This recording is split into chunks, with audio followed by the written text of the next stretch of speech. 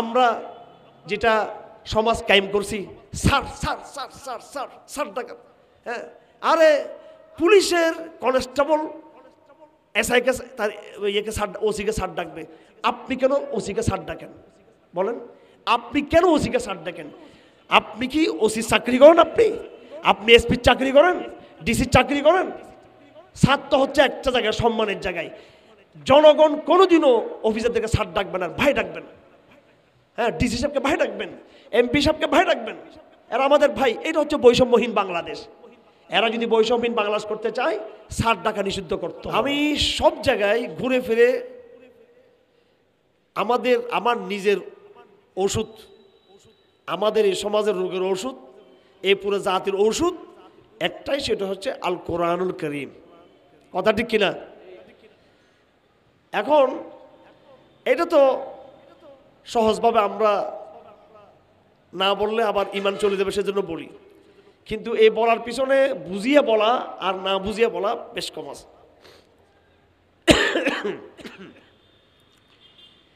একবার ব্রিটিশ পার্লামেন্টে অনেক গুরুত্বপূর্ণ একটা অধিবেশন ছিল, মিটিং ছিল, এবং তাদের বিষয়বস্তু ছিল, এটা আজকে থেকে অনেক বছর আগে, এই আধুনিক জমানার,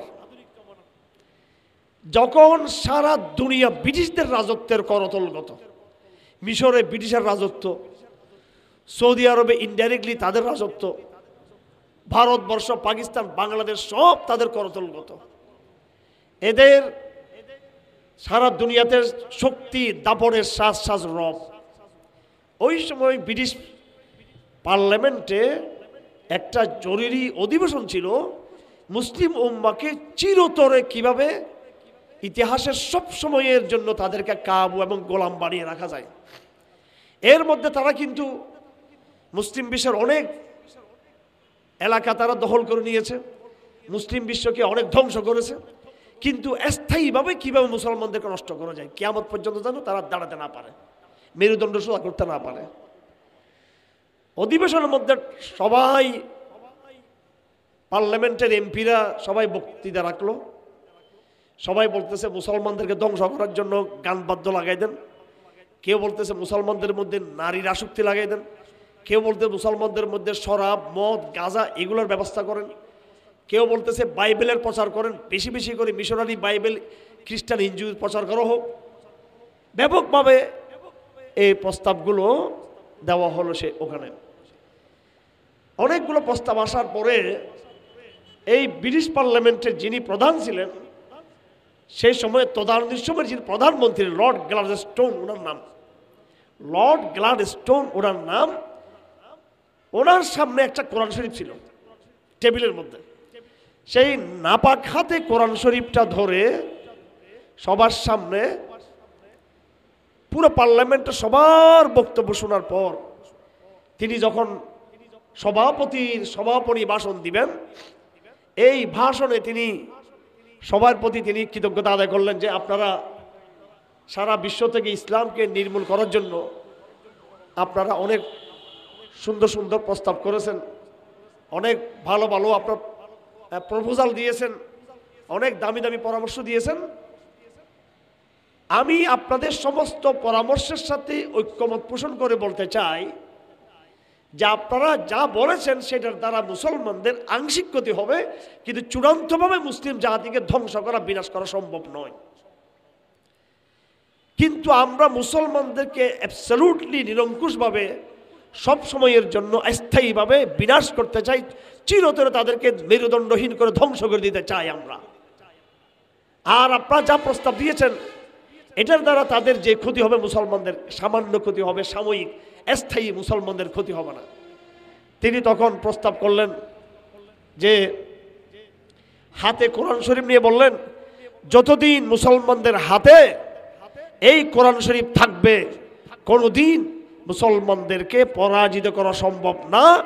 আমাদের সিদ্ধান্ত হলো মুসলমানদের হাত থেকে, মুসলমানদের বুক থেকে এই কোরআনকে ছিনিয়ে নিতে হবে।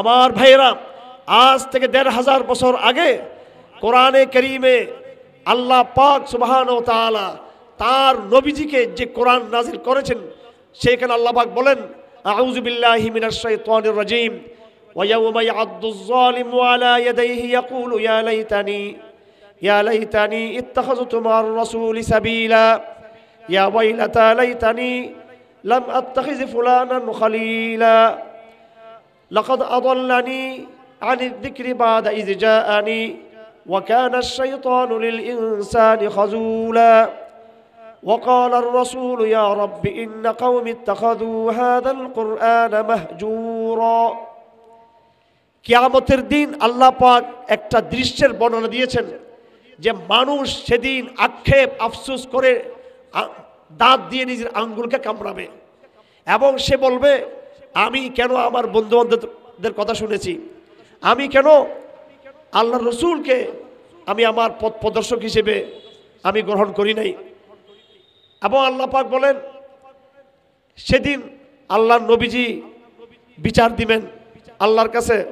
ওয়াকালার রসুল, রসুল বলবে ইয়া রাব্বি ইন্না কওমি ইত্তাখাযু হাযাল কুরআনা মাহজুরা, হে রব আমি এই কিতাব নিয়ে এই জাতির কাছে এসেছিলাম কিন্তু তারা এই কিতাবকে তারা প্রত্যাখ্যান করেছে। আমার ভাইয়েরা, ইসলামের অতীত ইতিহাস সাক্ষী আছে।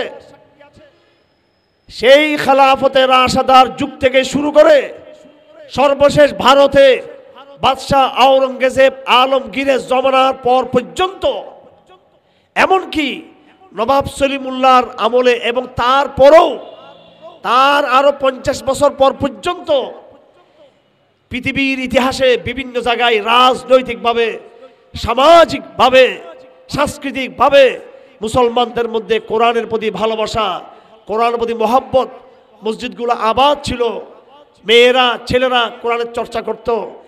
এবং আমি আপনাদেরকে তথ্য দিয়ে বলতেছি, ব্রিটিশরা যখন বাংলাদেশে আসে, মুর্শিদাবাদ যখন দখল করে, এই ব্রিটিশ ইস্ট ইন্ডিয়া কোম্পানি তারা লড়াই করে এই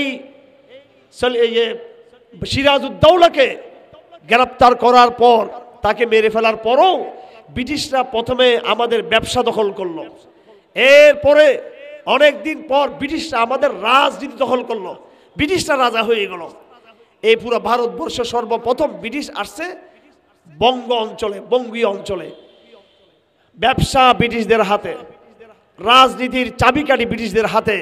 আপনি অবাক হয়ে যাবেন, ওই সময় পর্যন্ত বিচারক যারা ছিল এরা ছিল হাটহাজারী মাদ্রাসার মুফতি কেবাইদুল্লাহ সাহেব, জসিম সাহেবদের মতো বড় বড় আলেম। ওনারা ছিলেন, ব্রিটিশ আসার পরেও আইন আদালত সবকিছু ইসলামী শাসন মতো চলত। তার বহুদিন পরে ব্রিটিশরা ইসলামী বিচার ব্যবস্থাকে নিষিদ্ধ করেছে। সেই ১৫০০ বছর আগ থেকে খেলাফতে রাশেদার যুগ থেকে শুরু করে প্রায় পৃথিবীর একদম এই মাত্র আজ থেকে ১৫০ বছর আগ পর্যন্ত এই পৃথিবীতে বিভিন্ন জায়গায়, তুরস্কে, হ্যাঁ, আপনার মিশরে, আরব দেশে, আফ্রিকায়, বাংলাদেশ, ভারত, পাকিস্তানে পর্যন্ত ইসলামের শাসন, কোরআনের মোটামুটি একটা সামাজিক অবস্থা ছিল কোরআনের। আমি জানি না কথাগুলো আপনারা মানে বুঝার জন্য তৈরি আছেন কিনা। আমি আপনাদেরকে একেবারে সহজ প্রশ্ন করতে চাই। এই যে এই এলাকাটা কিন্তু আমাদের পরিচিত এলাকা। আমি এই যে আমাদের শাকামত ভাই এখানে আছে না, দেখা যাচ্ছে না, দেখা, ঠিক আছে, বাল্যকালের বন্ধু, ওনার ছেলে যে হ্যাঁ যখন বললো জাহাঙ্গীর ভাই এখানে আসেন, আমরা ওনাদের ভাড়াটিয়েছিলাম এই 81 সালে। হ্যাঁ, 74 আমার জন্ম, 81-তে ওনার আব্বা আমার চাচা কি নাম হাজিনুল ইসলাম সাহেব, উনি আমার বাবাকে এখানে ওনাদের বাড়িতে, যদিও শেখ আহমদ আমাকে ভুলে গেছে, আর দাওয়াত টাওয়াত দেয় না। আমার বোন মেহেরুন্নিসা, উনি আমার বড় বোন এবং আমাদের মহিলা মাদ্রাসার উনি শিক্ষা পরিচালক, অনেক মেধাবী। এবং আমার বোনের মেয়ে যে নকি জকি আপনারা চিনেন, তারা পুরো বাংলাদেশের বেফাকে পরীক্ষায় 1 নম্বর হয়েছিল, যমজ ভাই। আমার এই বোন এই রাস্তার মধ্যে সে একবার আপনার অ্যাক্সিডেন্ট হয়েছিল, আমার ওই দৃশ্য এখনো মনে আছে। এই যে মসজিদটা আমার চাচা নুর ইসলাম সাহেবের স্মৃতি বিজড়িত প্রিয় মসজিদ আমাদের। আপনারাই বলেন, এই যে আলহামদুলিল্লাহ এখন প্যান্ডেল অনেক লোকের জমায়েত, ফজরের নামাজে এখানে মুসল্লিদের পরিমাণ কিরকম?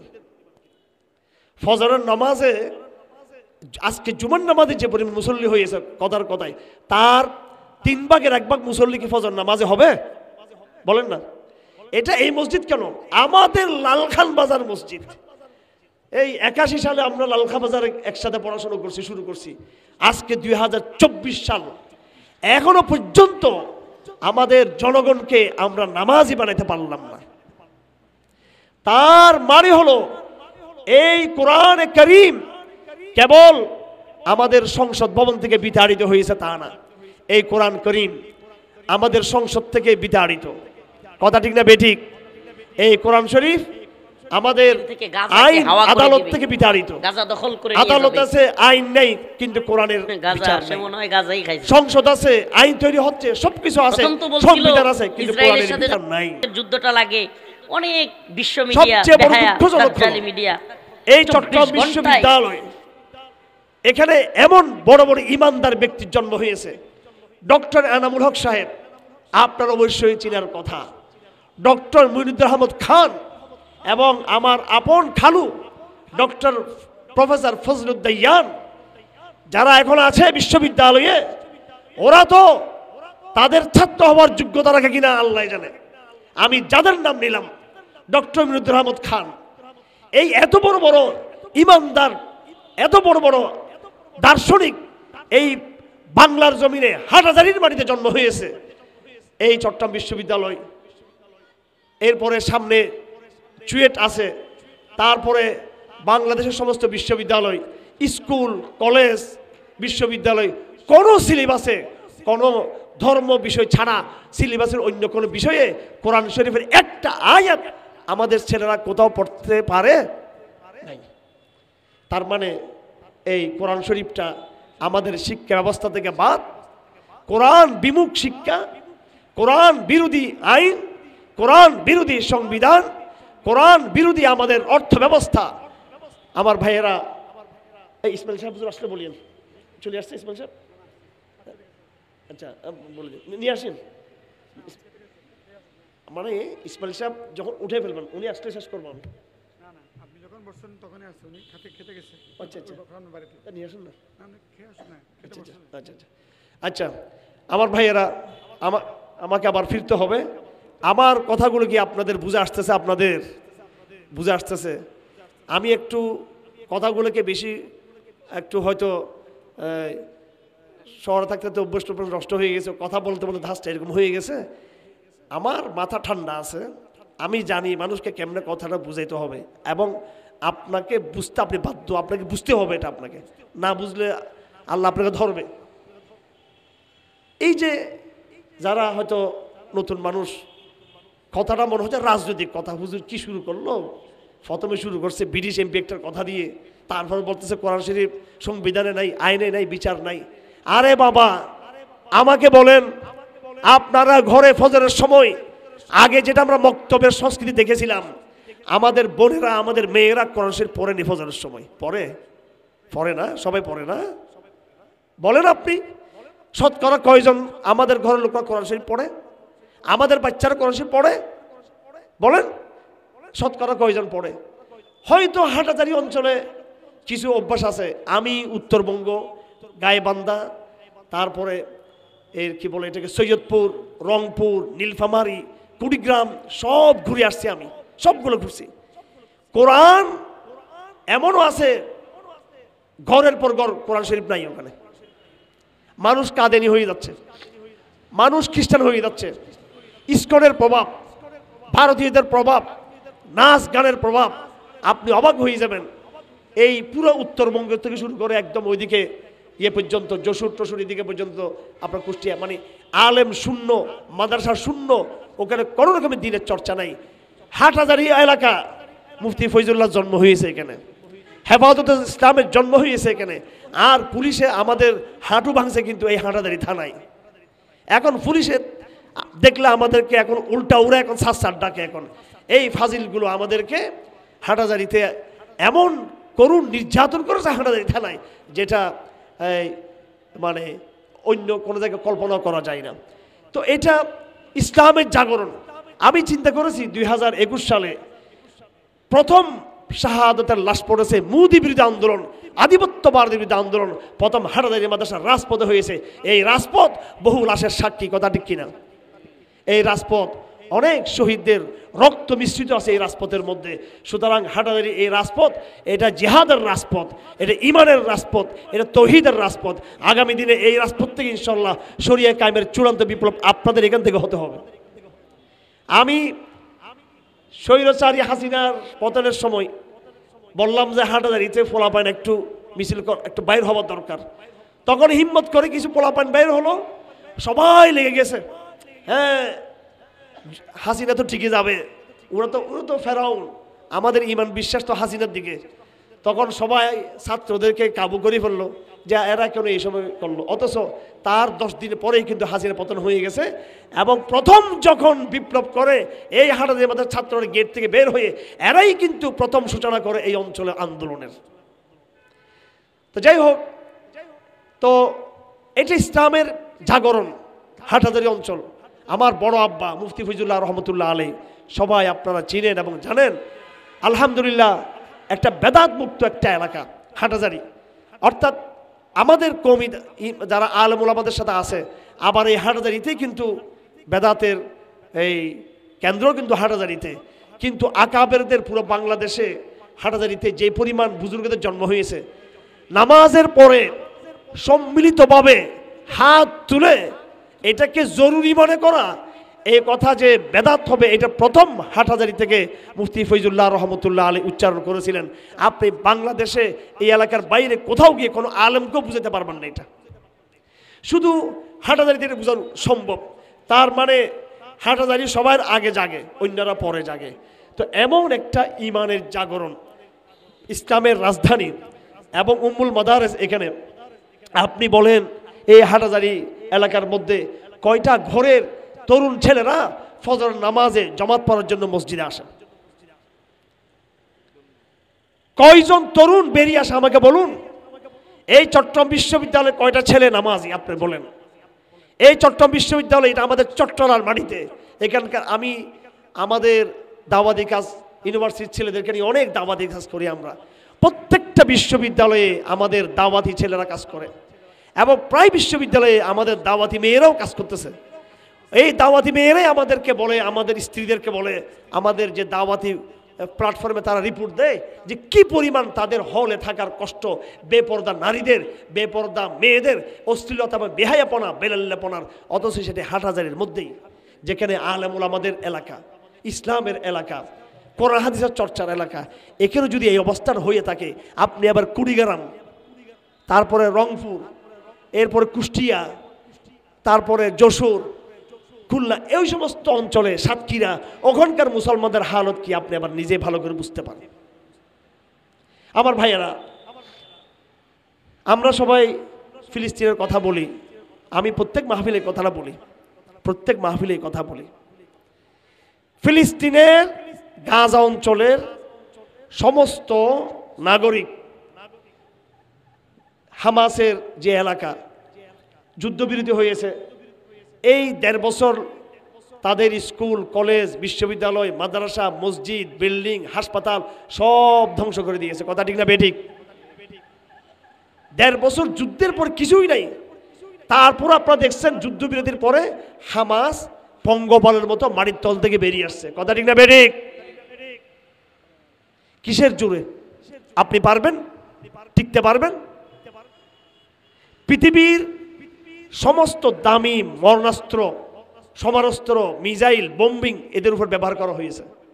এরপরও যখন যুদ্ধবিরতি হলো, এরা একেবারে পঙ্গপালের মতো আমাদের ভাইয়েরা মাটির তল থেকে বেরিয়ে আসছে। এমনকি হামাসের মহিলা মুজাহিদরা পর্যন্ত অস্ত্র হাতে তারা বেরিয়ে আসছে। কেন? আমরা বাঙালিরা কোথায়? শিক্ষার হার কোথায়?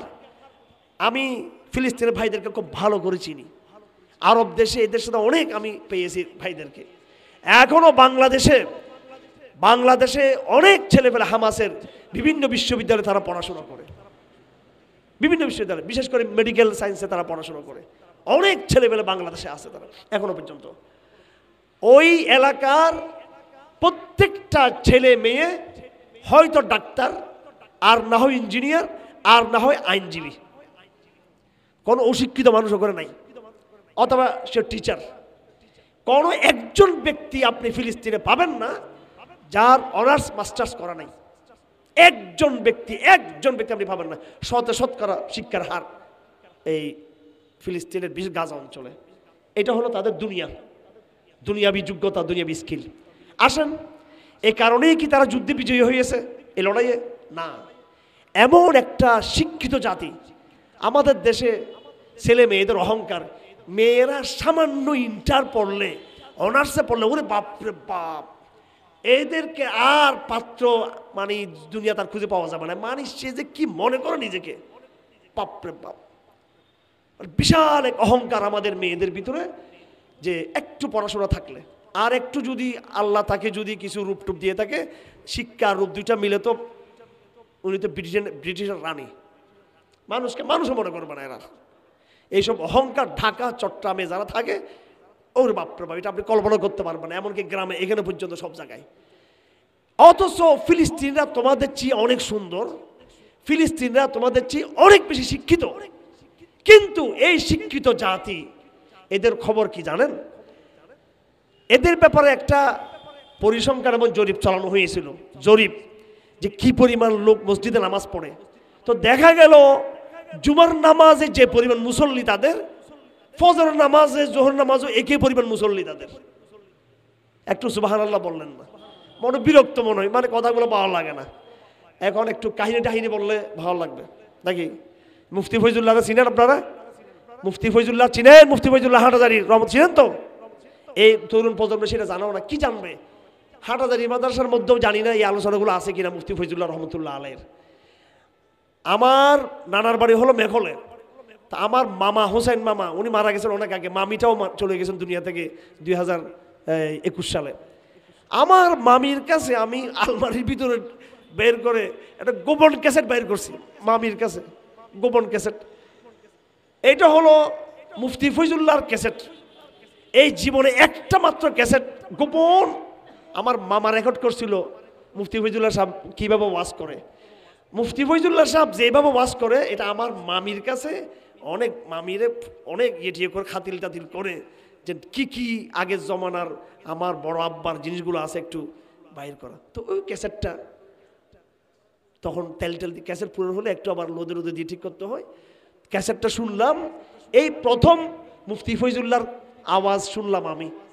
আবার এটা মেঘলের কোনো গ্রামে উনি বয়ান করতেছেন, তো মুরগি চিউ করতেছে, এটা আওয়াজ আছে। এরকম ওয়াজ এখন যদি কেউ করে, সব মানুষ এখান থেকে চলে যাবে, সব মানুষ। মানে বাঙ্গাচোরা ওয়াজ, সহজ সরল ওয়াজ, একদম কোনো আওয়াজ নাই, উত্তেজনা নাই, সুর নাই, মিথ্যা কোনো কাহিনী নাই, কোরআন হাদিসে যেরকম আছে সেরকম ওয়াজ। এইভাবে ওনারা এই পরিবেশকে কায়েম করেছেন। আমার ভাইয়েরা, আমি কথা দীর্ঘায়িত করব না। আমার বড় ভাই মৌলানা ইসমাইল খান সাহেব আসবেন। আমার এখান থেকে যাওয়ার কথা ছিল আরেক জায়গায়, আমি আবার শহরে চলে যেতে হবে আমাকে, আবার কালকে আবার চলে যাব ঢাকায়। আমি যেটা একটাই কথা শুধু আমি আপনাদেরকে বলতে চাই, আমার ভাই শেখ আহমদ এখানে আছেন। আমি ছোটোবেলা থেকে আমরা ইমানের বন্ধনে আবদ্ধ। এই মসজিদ যথেষ্ট আমাদের জন্য, এই নামাজ আমাদের জন্য যথেষ্ট। আমি কারাগারে 5 বছর হাসিনা আমার কারাগারে মেহমানদারি করছে। আল্লাহ পাক তারও যেন এই কারাগারে, এই বাংলাদেশ কোনো না কোনো, উনি কিন্তু ইনশাআল্লাহ আল্লাহর ফাঁদে তিনি পড়ে যাবেন ইনশাআল্লাহ। এটা সময়ের ব্যাপার। যারা মনে করতেছে আওয়ামী লীগের ভাইয়েরা আপাতত বিএনপির সাথে তাল মিলাইয়া কিংবা অথবা অন্য সিস্টেমে এইসব চিন্তা বাদ দেন, আমাদের সাথে এসে তবলিগ জামাতে ঢুকেন, মসজিদে ঢুকেন, কোরআন শরীফ শিখেন। এটা বিরাট সুযোগ, আপনাদের মুসলমান হওয়ার সুযোগ। ইতিহাসে আর এই সুযোগ আপনাদের আসবে না। আর না হয় জেলখানায় ঢুকে ওখানে আমার মতো অবস্থা হবে। আমি কোরআন শরীফ হেফজ করছি, পুরো পারি না, যা পারছি সূরা বাকরা আলে আমরা টুকটাক, এটা কারাগারে। আপনাদেরও ইনশাআল্লাহ। এখন আমি অনেক খবর নিচ্ছি ভিতর থেকে, মাশাআল্লাহ। আমার আত্মীয় আছে একজন, নাম বলতে জানেন, রৌজানের এমপি সাহেব, উনি কি অবস্থায় আছেন। আরো ওরা সবাই এখন আল্লাহওয়ালা দিনদার বুজুর্গ, কোরআন শরীফ, সুবহানাল্লাহ। হারুন ভাই আমার আত্মীয়, হারুন ভাই এরকম ছিল, এই ওসি রফিক শয়তান, এখন বলছে আরে হারুন ভাই তো আমার ছিল, ওনাকে আমি অনেক সম্মান করছি, ফাজিল মানুষ মেরে আমার সম্মান করছে।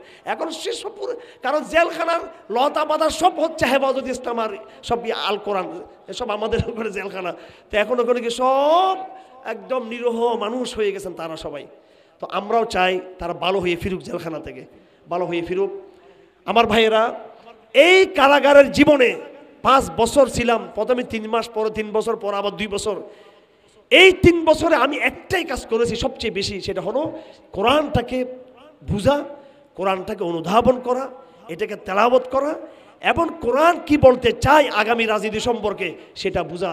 বর্তমানে মানুষ পাগল হয়ে গেছে ক্ষমতায় যাওয়ার জন্য, শুধু বিএনপি না, জামাত শিবির আর হেফাজতের আমাদের নেতা যারা আছে এরও পর্যন্ত এখন ক্ষমতার স্বাদ, যে কবে এমপি হব, কবে সংসদে যাব, কবে জুট করব, সবাই একটা পাগল হয়ে গেছে সবাই।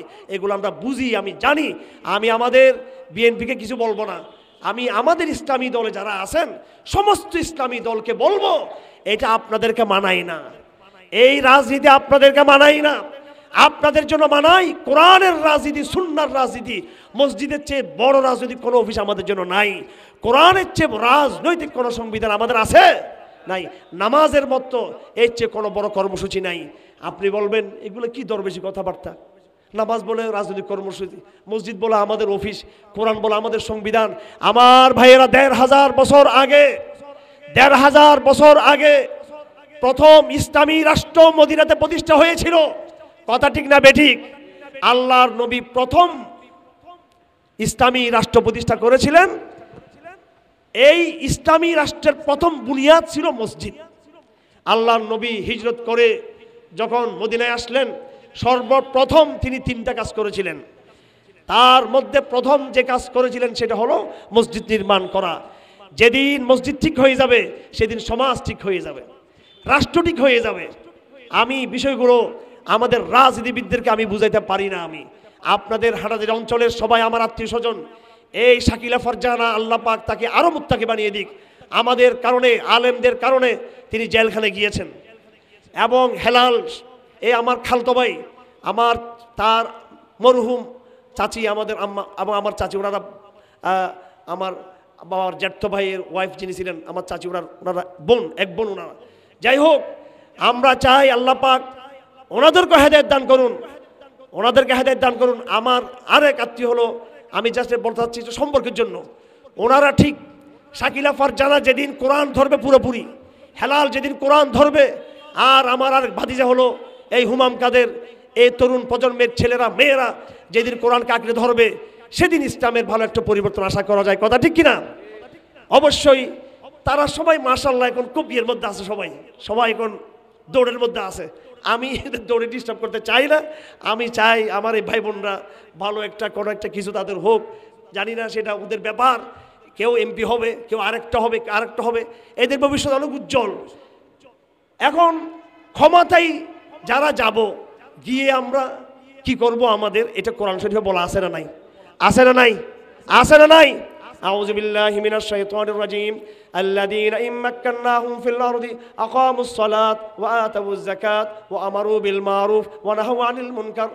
আমি যখন কাউকে ক্ষমতা দিব, ক্ষমতা দেওয়ার পরে তার প্রথম কাজ হবে সে মসজিদে সালাত কায়েম করা।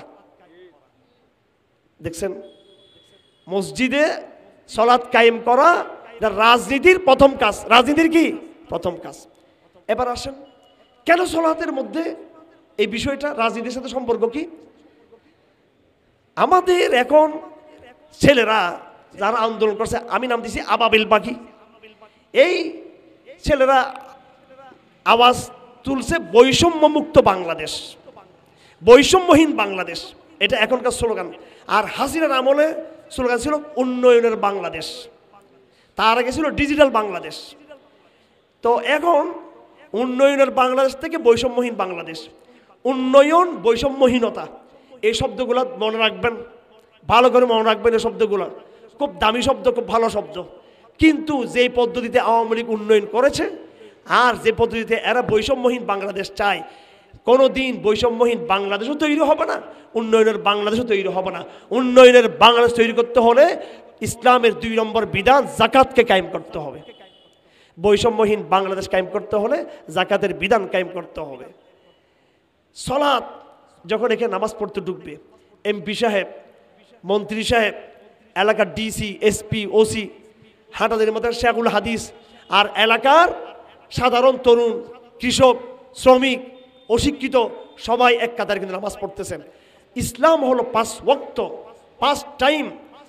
ধনী, গরিব, বড় লোক, ছোট লোক, উচ্চবিত্ত, নিম্নবিত্ত, এলিট, মধ্যবিত্ত, নিম্নবিত্ত, সমস্ত মানুষ দৈনিক 5 বার আল্লাহর ঘরে তার একাকার হয়ে যাবে।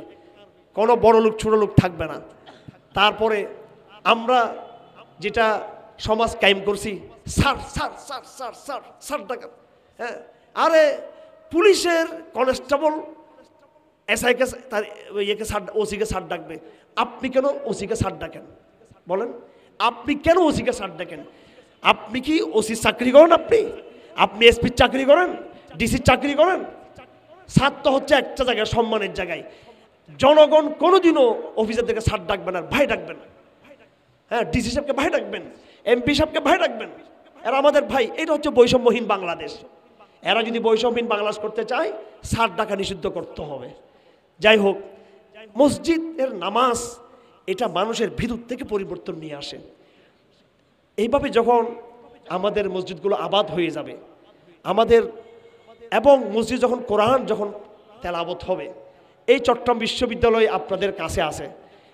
প্রত্যেকটা বিশ্ববিদ্যালয়ের টিচারকে জিজ্ঞেস করবেন একটা কথা, কালকে কি জিজ্ঞেস করবেন একটা কথা, যে স্যার, এই দুনিয়াতে তো আধুনিক জমানায় বড় বড় বিশ্ববিদ্যালয়, স্কুল, কলেজ, এগুলো তো বর্তমান জমানায় দেখতেছি। আজ থেকে 300 বছর আগে, আজ থেকে 500 বছর আগেও তো মানুষ শিক্ষিত ছিল। এরা পড়ালেখা কোথায় করছে?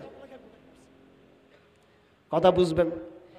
স্কুলে গেলে আমি শিক্ষিত, কলেজে গেলে আমি শিক্ষিত, ইউনিভার্সিটি গেলে আমি শিক্ষিত।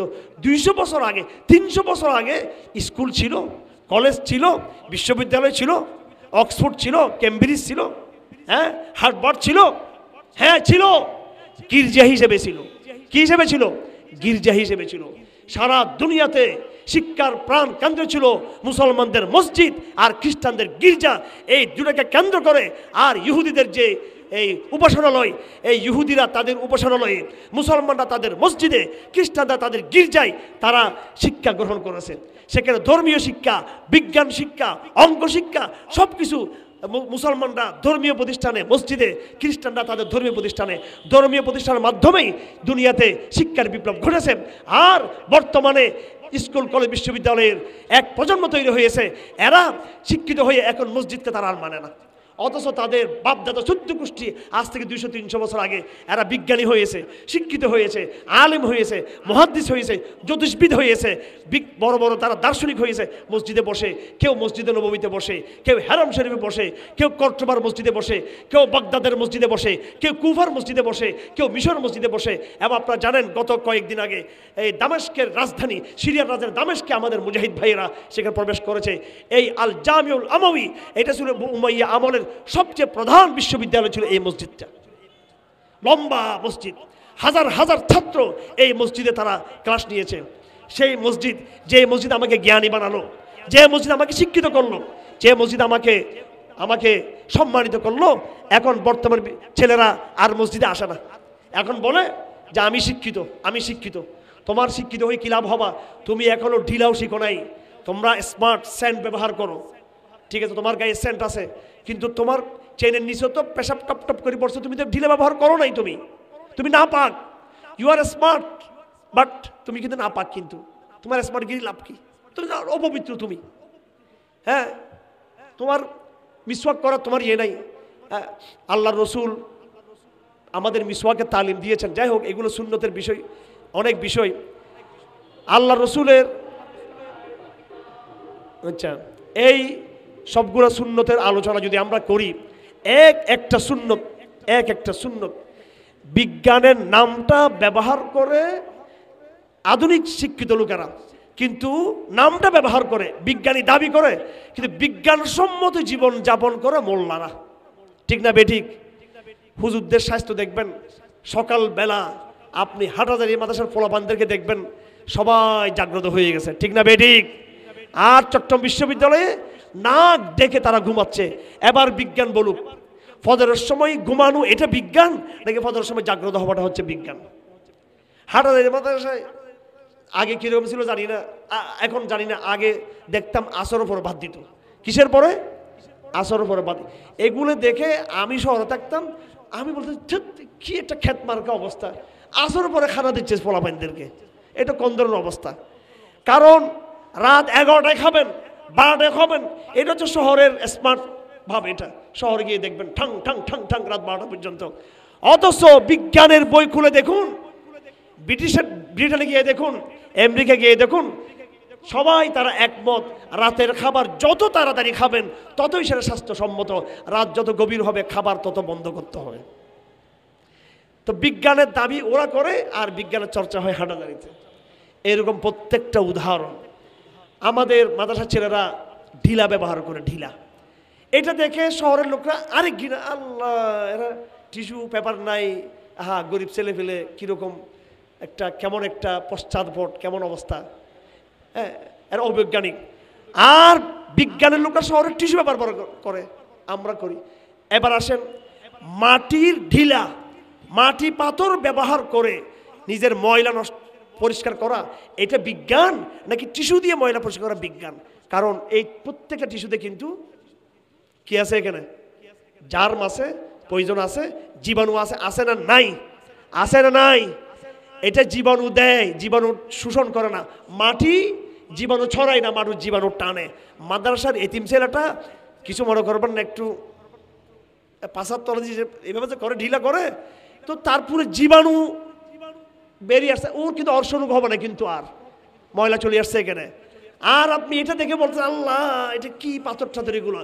তো এই বিজ্ঞান কোনটা এখন? জীবাণু গায়ের মধ্যে ছড়ানো এই টিস্যু পেপারের গোড়ার ডিমের এটা বিজ্ঞান নাকি মাটি যেটা ইয়ে করলো সেটা বিজ্ঞান? এই জন্য আমাদের দেশের যারা ইংরেজ, এগুলো হলো নকল ইংরেজ, গরিব ইংরেজ, এগুলা এই দেশের ইংরেজ। আসল যারা ইংরেজ এরা কিন্তু হুজুরদেরকে এত ঘৃণা করে না, একদম ঘৃণা করে না। আপনি অবাক হয়ে যাবেন, ইউরোপ আমেরিকার লোকরা ধর্মীয় লোকদেরকে সম্মান করে, ওদের এলাকার ধর্মীয় লোকদেরকে সম্মান করে, এবং কোনো যদি বলা হয় যে মুসলিম স্কলার সম্মান করবে, কিন্তু ওরা নাগরিকরা যদি ট্রাম্পের মধ্যে গুন্ডারা একটু ডিস্টার্ব করে, সাধারণ মানুষ ধর্মীয় পোশাকটাকে সম্মান করে। আর এখানে ধর্মীয় পোশাককে, দাড়ি টুপিকে মনে করে এরে আমি মেয়ের জামাই বানাবো না, এটারে এটা তো দাড়ি রাখছে। আমি শেখ হাসিনার জীবনী পড়ছিলাম, ওনার আত্মজীবনী। উনি বলছেন যে ওয়াজেদ সাহেবের আগে আমার বাবা আমার মেয়ে বিয়ে ঠিক করতে আরেক জায়গায়। তো উনি খুব শিক্ষিত ছিলেন, খুব বড় লোক ছিলেন, দামি লোক। তো আপনি তাকে পছন্দ করেন নাই কেন? আমাদের ম্যাডাম বলতেছেন ওনার দাড়ি ছিল সেজন্য ওনাকে পছন্দ করি নাই। ঠিক আছে, ওনার দাড়ি ছিল সেজন্য। তো দাড়িওয়ালা ভালো লাগবে না। দাড়ি রাখাটা বিজ্ঞান নাকি দাড়ি কাটাটা বিজ্ঞান, সেটা আবার আমরা চিন্তা করি। আমার ভাইয়েরা, আমি এই উদাহরণগুলো আপনাদেরকে দিচ্ছি এই জন্য, ছোট্ট ছোট্ট উদাহরণ।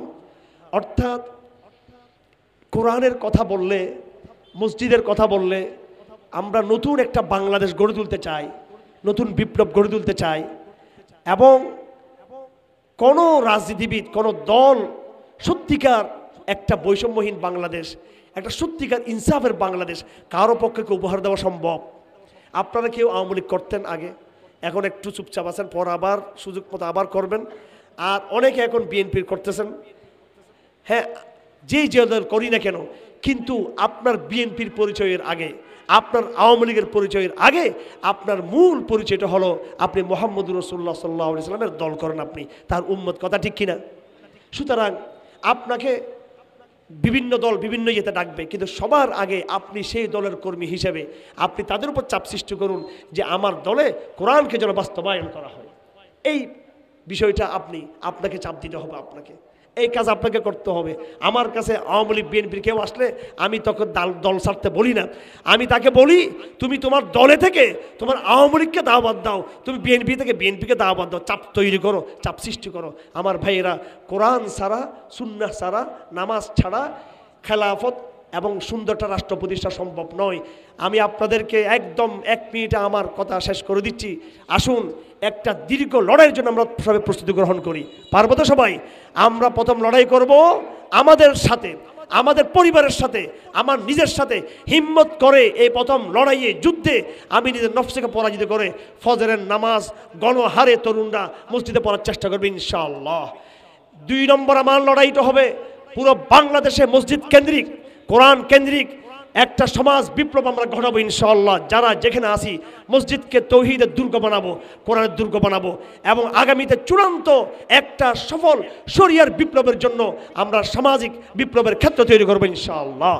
3 নম্বরে আমার ভাইয়েরা, যখন মুসলিম উম্মাহ তৈরি হয়ে যাবে সমাজ বিপ্লবের জন্য, আমরা আমাদের কোরআনের শক্তি নিয়ে, মসজিদের শক্তি নিয়ে, সুন্নাহর শক্তি নিয়ে এবং এই সলাতের ইবাদতের শক্তি নিয়ে আমরা ভারতবর্ষকে আমরা বিজয় করব ইনশাআল্লাহুল আজিজ। এই দায়িত্ব আপনাদের, এই দায়িত্ব আমাদের। হাটাজারিবাসীর দায়িত্ব অনেক বেশি। সারা দুনিয়া তাকিয়েছে হাটাজারির দিকে, আমেরিকা তাকিয়েছে হাটাজারির দিকে, ভারত তাকিয়েছে হাটাজারির দিকে। কেন তাকিয়েছে আমি জানি না, অথচ হাটাজারির মানুষ তো নরম, কথা তো কম বলে, কিন্তু ওরা কিন্তু আপনাদেরকে ঠিকই কিন্তু তাকিয়েছে আপনাদের কাছ থেকে আগামী দিনের চূড়ান্ত কোরবানির জন্য, চূড়ান্ত বিপ্লবের জন্য। যে বিপ্লব ফজর নামাজের ভিতর থেকে শুরু হবে, শেষ হবে বাবরি মসজিদে গিয়ে, শেষ হবে আকসাতে গিয়ে, শেষ হবে দিল্লি ওয়াশিংটনে কালেমার পতাকা উড্ডীন করার মধ্য দিয়ে। সে লম্বা এক সফর আপনাদেরকে করার জন্য প্রস্তুত হতে হবে এখন থেকে। ওয়া আখিরু দাওয়ানা আলহামদুলিল্লাহি রাব্বিল আলামিন।